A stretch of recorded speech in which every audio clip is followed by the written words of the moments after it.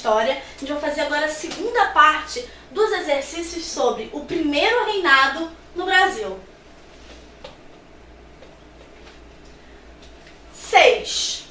Em 1831, Dom Pedro I abdicou do trono brasileiro em favor de seu filho, Dom Pedro II, lançando o Brasil numa grave crise de autoridade.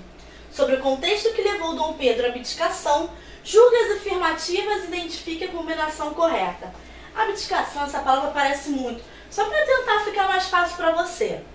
Abdicar do trono, essa palavra pode ser substituída por deixar para outra pessoa. Abdicar é assim, não, eu tenho direito, mas eu não vou tomar e vou deixar para uma outra pessoa. É isso, às vezes esse termo abdicação, o que é isso?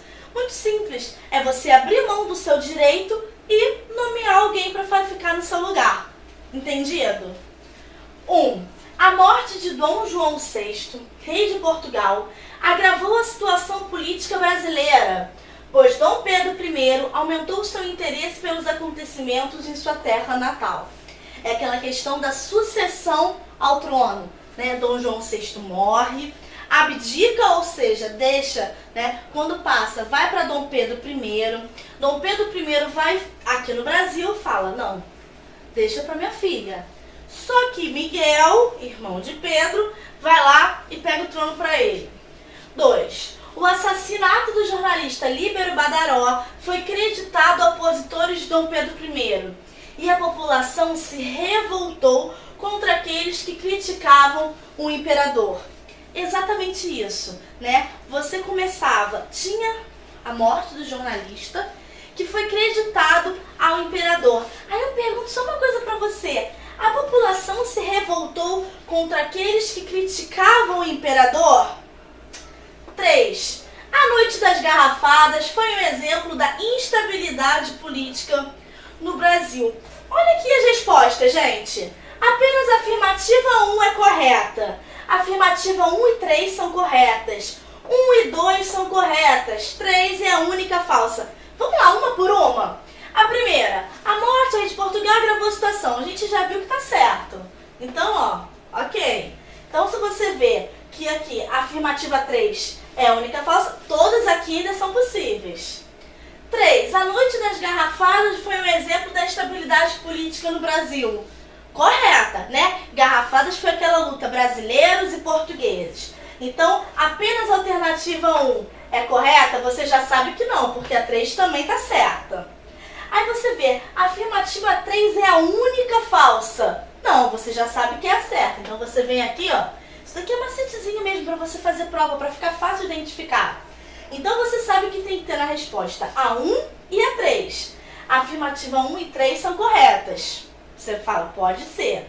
A afirmativa 1 e 2 são corretas. Ué, cadê a 3? Então você risca. Sobrou a 1 e a 3. Você entende que às vezes você sabendo pelo menos alguma das questões, se você for pela lógica, você consegue responder? E essa 2 aqui, gente, é um exemplo de pegadinha. Por quê? Você vai lendo rápido. O assassinato do jornalista Líbero Badaró foi creditado a opositores de Dom Pedro I e a população se revoltou contra aqueles que criticavam o imperador. Se você ler rápido, você vai achar que está certo e vai achar que aqui, ué, mas não tem todas as alternativas estão corretas. Sabe onde que está errado aqui? Se revoltou contra aqueles que criticavam o imperador. Não, a população se revoltou contra o imperador e não contra quem criticava ele. Você entendeu? Isso daí às vezes assim é uma questão de atenção. Se você ler rápido, não, tá errado, não tem todas as afirmativas corretas. Deu pra entender, gente? Vamos pra próxima. Só pra marcar aqui pra vocês, a afirmativa 1 e 3 são as corretas. Outra charge. A charge aponta para uma importante característica da Carta Outorgada de 24. Qual seja a instituição do... Vamos olhar a charge. Gente, questão com charge, questão com desenho, olha muito bem que às vezes a resposta está nela. Então você vem aqui o imperador, como se estivesse dançando, né, cantando, você vê aqui como se fosse um microfone. E aí, quais são os limites dos seus poderes? Deus, talvez. É como se fosse aquela coisa do... Essa questão aqui tá como se fosse da sedução de Dom Pedro. E ele se pergunta, qual é o limite do seu poder? Ele fala, apenas Deus. Aqui está dizendo do poder enorme que Dom Pedro I tem na Constituição de 24. Por quê? Ele fica com poder acima dos demais. Tá falando aqui, gente, sobre o quê? É sobre o voto universal? Votava todo mundo? Não, a nossa Constituição de início era uma Constituição censitária, por renda. Tanto que a de 23, que muita coisa se repete na 24, ficou conhecida como Constituição da Mandioca. B. Voto censitário? Sim, até tinha voto censitário, mas a charge está falando disso? Está falando de dinheiro, de renda? Não. Poder moderador. É isso. Poder moderador é aquele o quê? Você tem o poder judiciário, legislativo, executivo. E o moderador acima, é quase que acima do bem e do mal. E quando ele fala assim, Deus talvez, é como se só Deus pudesse limitar o poder. Porque nem o judiciário, nem o executivo, nem o legislativo poderiam. Então aqui, a resposta certa, a letra C, poder moderador. Vamos para a próxima. 8. Conforme a pesquisa do Ibope, atualmente mais da metade dos eleitores não faz questão de votar. Entretanto, durante o período de império, de acordo com a Constituição de 24, no Brasil era o sistema eleitoral que restringia a participação política da maioria. Pois, então está falando sobre o quê? Restrição da participação política. Você vai olhar essas questões procurando sobre isso. A. Garantia a vitalicidade do mandato dos deputados. Essa palavra é muito grande, vitalicidade. Sabe o que significa? Que durante a vida toda eles iam ser deputados. Convocava eleições apenas para o cargo de primeiro-ministro, conforme regulamentação do parlamentarismo. C. Concedia o direito de votar somente quem tivesse certa renda, sendo os votantes selecionados segundo critérios censitários. D. Promovia eleições em Portugal com validade para o Brasil. Bom, gente, vou marcar aqui logo para vocês. Nessa C, o que está falando? Pensa o seguinte, aqui está falando sobre um monte de coisa da Constituição, mas estamos pensando sobre restrição. Dentre essas opções, o que está restringindo? Aqui, ó, censitários. Tivesse certa renda, somente. Então você está falando somente certa renda, somente de acordo com níveis censitários. Deu para entender? Está falando sobre essa restrição. Só pode votar quem tem dinheiro. Então aqui a resposta certa é a letra C. 9. Na visão do cartunista, a independência do Brasil ocorrida em 22, vamos olhar com atenção para o desenho. Viva a independência! Que é isso, mãe? Deve ser um produto inglês. Então, o que está falando aqui? Está falando da interferência da Inglaterra. Está falando da independência, né? Você vê que aqui eles estão comemorando. Já o povo, você vê que é o povo aqui, ó. Repara na roupa. Olha a roupa de quem gritando pela independência. Parece pessoas assim do povo? Não, parece elite. Olha, calça, o paletó. Então é como se a elite tivesse, né, aqui, ó, em festa. Ei, independência! Eles estão felizes com a independência. E o povo? Ele, sem saber o que está acontecendo, deve ser algum produto inglês. Como se não fizesse parte desse processo político. Tivesse meio alheio ao que está acontecendo. E fala da interferência da Inglaterra também. Então, nessa visão aqui, está falando que foi o quê? Resultado das manifestações populares. Olha isso daqui. Você acha que foi o povo? Foi manifestação popular? Não, né? Resultou do interesse dos intelectuais que participaram das conjurações e revoltas.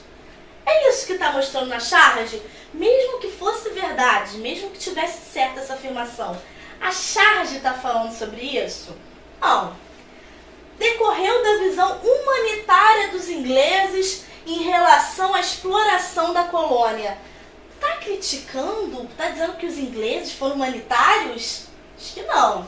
Representou um negócio comercial favorável aos interesses dos ingleses. E aí, gente, olha só, deve ser um novo produto inglês. Quando você pensa negociar o negócio comercial, tem tudo a ver com isso. Deve ser um novo produto inglês.